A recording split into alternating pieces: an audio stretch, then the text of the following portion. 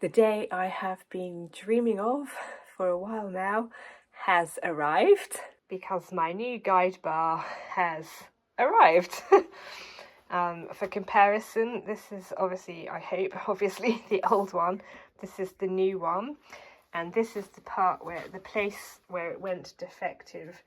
You can probably see how there's a much larger gap here, and you can possibly see how these little notches have gone astray, and this is the reason why the chainsaw had stopped working partway through operation processing all of this firewood, which may actually turn out to be more than I need. We shall find out. So I'm going to reassemble my chainsaw and then make a start processing what I can of this pile.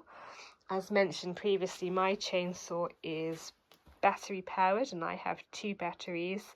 So it's the afternoon at this point. I'll be doing other stuff this morning, including going to the dentist. Lucky me. Actually, I'm joking. I actually do quite like going to the dentist. It's very important. Make sure you get your teeth checked. Anyway, so that means that I can't just keep going and going and going. I'm slightly held up by the fact that once the battery's empty, I have to wait about 3 hours to recharge it. So I'll just go through these 2 and call it a day. Hopefully I'll get my way through most of this pile, possibly all of it, who knows. All being well though, because it all depends on this guide bar behaving itself.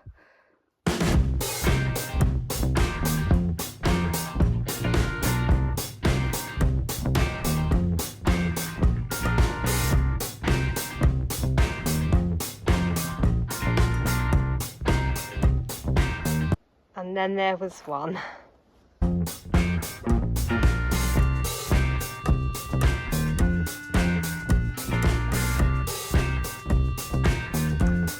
Well, as you can see, this is how far I've got. I have now worked my way through all of the piles of wood.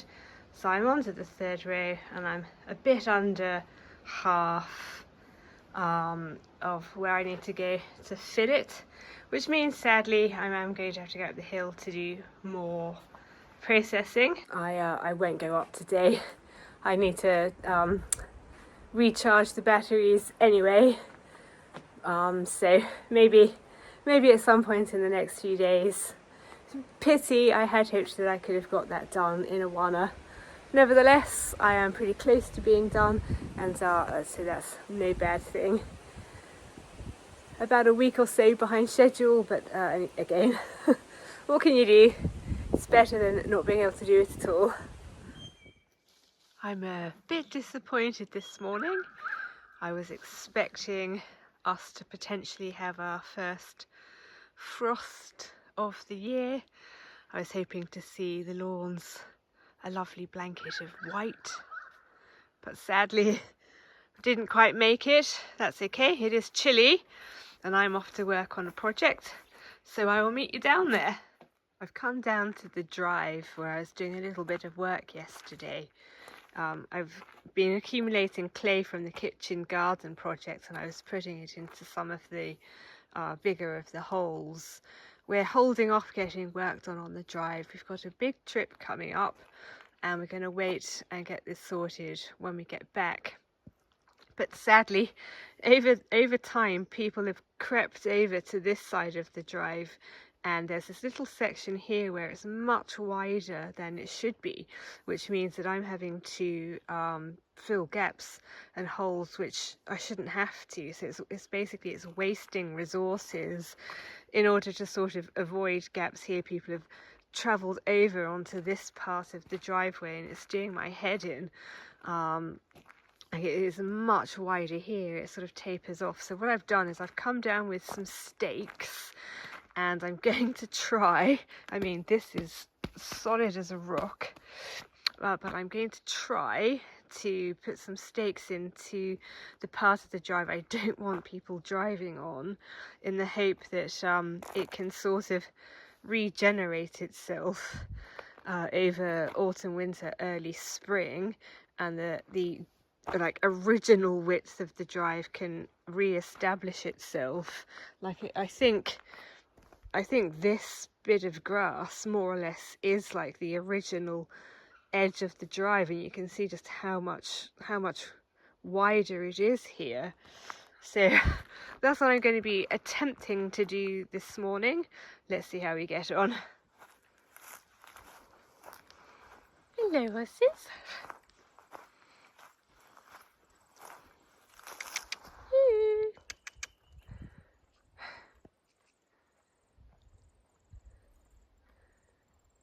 Nothing is more interesting than eating grass.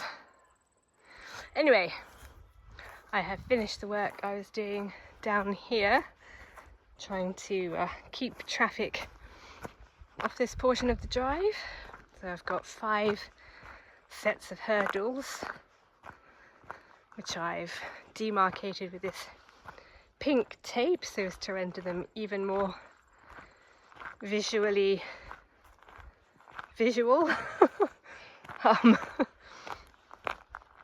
And I've tried to leave enough space for a car to easily get by, but not so much that, but in the hope that a car's not going to scrape the stake there, so that a good portion of the drive this side of the stake will remain vehicle free. I'm very pleased with that. It's very hard to bash stakes into this essentially clay, baked hard clay, that cars have been driving up and down, so I may need to get Will to use his superior strength to make sure they're bashed in good and proper. I'm going to head in now, put my feet up for a bit. It's a lovely afternoon here today, and following the shower of shite which was my Easter long weekend, I am now off to catch up on 1 or 2 of the projects which I was unable to do at that time. I'm heading off down here to the wood store to collect the chainsaw. I've been doing a bit of work with the mower here and the trailer on the drive to mean that I can function without Will's car, which is our only functioning ute at the moment. Anyway, so I've been working quite old school in the setup that I used to use before we got a ute, and I'm heading down to the creek walk because there's a fallen over tree which I want to deal with. So my chainsaw's up there, got my battery. I'm gonna pop it in my trailer, head down there, and I'll meet you down there. I had hoped I might be able to reverse the trailer and the mower down to here. This is where there was formerly an internal fence which my father-in-law and I broke in order to have easier access to the creek walk. Anyway, reversing this trailer on my mower was a skill set too far, so I am going to perform the carrying the wood up to the trailer manually, the maximum amount of distance that it's possible for me to have to carry the wood. Anyway,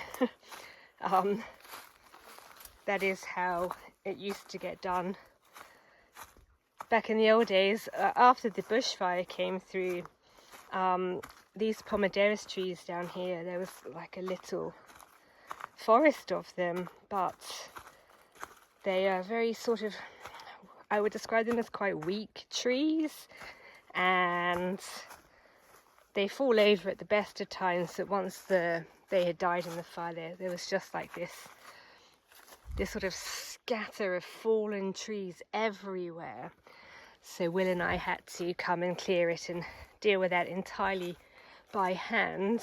So I'm recreating some of our earlier days here on the property, but as you can see probably, this is the offending tree in front of me. It is laying across this part of the footpath, but also the top of it is laying across this footpath. Other trees seem to have fallen over as part of the same clump. They seem to sort of grow in clumps, a bit like coppice trees, but they have fallen to inside the woodland So I'm going to leave that. If I come down here to this, like my favourite section of footpath, it's very, very short, but it's stunning. You can probably see all of these trees crisscrossing. These are all sort of falling over and tumbling over. They're sort of precariously holding themselves up. So I think it's only a matter of time before these are going to come fully tumbling to the ground and I'll have to deal with them. But for the time being, the footpath is traversable, and that's the most important thing. And whilst they're standing, I will leave them. This one is a bit in the way, to be honest, but it is dodgeable. Anyway, I'm going to remove that tree. Should be a relatively straightforward and quick job. I'm wondering about these two as well. These ones are a bit annoying. No, they're not that annoying. Like this whole section is a bit tumbly, but the trees aren't dead, and I'm sort of loath to take them out. You can probably see, like on some of these ones that are bent, how they're sending vertical parts of themselves up to the sky. So we lost so many Pomaderris, I'm loath to take out the living ones unless I absolutely have to. This one, however, was already dead, and now it's in my way, so it's legitimately a target, and it will be added to my firewood pile. By the way, I think I should maybe point out, whilst I'm talking about all the Pomaderris trees that we left and how they keep falling over, all of this, more or less, is regrowth Pomaderris trees.